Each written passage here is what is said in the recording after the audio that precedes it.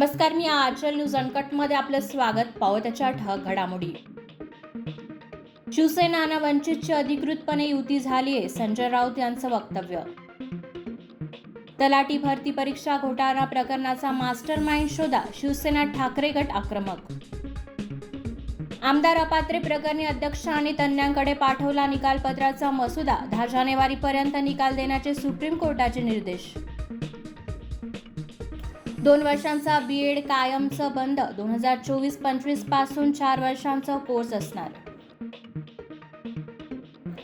8 महिला हवालदारांनी डीसीपी दर्जाच्या अधिकाऱ्यांवर केला बलात्काराचा आरोप, मुख्यमंत्री आणि आयुक्तांना लिहिले पत्र.